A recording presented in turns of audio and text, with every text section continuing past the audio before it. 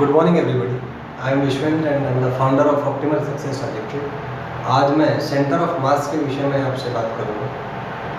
The first thing about centre of mass it is actually the centre of gravity if vector G is constant. जो expression आपने पढ़ा है RCM is equal to m1 r1 plus m2 r2 plus 1 up to mn rn upon m1 plus m2 plus 1 up to mn, ये actually centre of gravity का expression होता है। Centre of gravity वो point होता है किसी rigid body में जिस पॉइंट के अबाउट ग्रेविटेशनल फोर्सेस का नेट टॉर्क जीरो होता है। उस नेट टॉर्क को जीरो करने के बाद ये रिजल्ट हमें प्राप्त होता है। तो अगर एक्सेलरेशन ड्यू टू ग्रेविटी को हम कांस्टेंट मान लें तो यही एक्सप्रेशन सेंटर ऑफ मास का भी होगा, वहाँ से ये रिजल्ट आता है। तो इसके बारे में कुछ पॉइंट्स हम डिस्कस करेंगे। This is the first thing, this is same as the centre of gravity if vector G is constant. मान लीजिए मेरा कोई ये सिस्टम है डिस्क्रीट पार्टिकल्स का जिसमें n पार्टिकल्स हैं। This is particle 1, this is particle 2 and this is particle nn। Masses are m1, m2 and mn। किसी रेफरेंस पॉइंट के अबाउट मान लीजिए m1 का पोजीशन वेक्टर r1 है, m2 का पोजीशन वेक्टर r2 है और mn का पोजीशन वेक्टर rn है।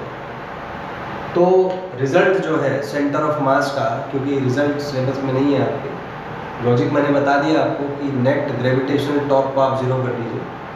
सो वहाँ से रिजल्ट आता है कि vector RCM is equal to m1 vector r1 इसका मास मल्टीप्लाइड बाई जो इसका पोजीशन वेक्टर है plus m2 position vector r2 plus so on mn position vector rn। मैं फिर रिपीट करूँगा, फर्स्ट पार्टिकल इसका position vector plus second particle इसका position vector, इतने जितने जो भी पेयर्स हैं आप उनको ऐड कर लीजिए, डिवाइडेड बाय जो मासेस हैं उनको आप ऐड कर लीजिए।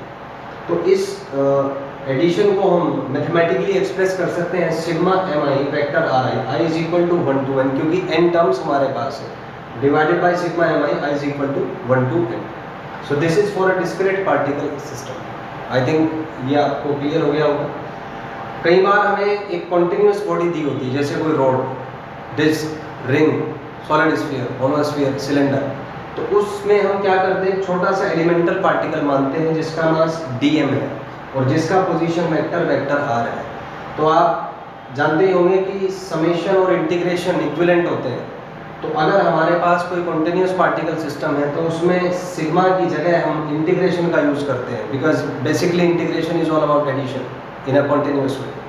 तो यहाँ से हमने सिग्मा को रिप्लेस कर दिया सिंबल इंटीग्रेशन से, लिमिट लगाई 0 से m dm vector r। Basic mechanism अब भी वही है, एलिमेंट लिया इसका मास dm और इसके पोजीशन वेक्टर से हमने उसको मल्टीप्लाई कर दिया divided by the total mass integration of d।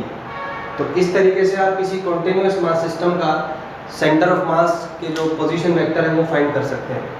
अगर आपको कोऑर्डिनेट्स दिए हों, अगर हम रेक्टेंगुलर कोऑर्डिनेट्स की बात करें तो मान लीजिए आपको x, y और z कोऑर्डिनेट्स निकालने हैं, तो सेम प्रोसेस आप वहाँ पे यूज़ कर सकते हैं। वेक्टर r की जगह आप अगर x कोऑर्डिनेट निकालना है सेंटर ऑफ मास का तो x1 यूज़ करें, YCM निकालना है तो y यूज़ करें, ZCM निकालना है तो ZCM यूज़ करें। So in this way you can find the position vector of the centre of mass in 3 different cases. The first case was when discrete particles were given.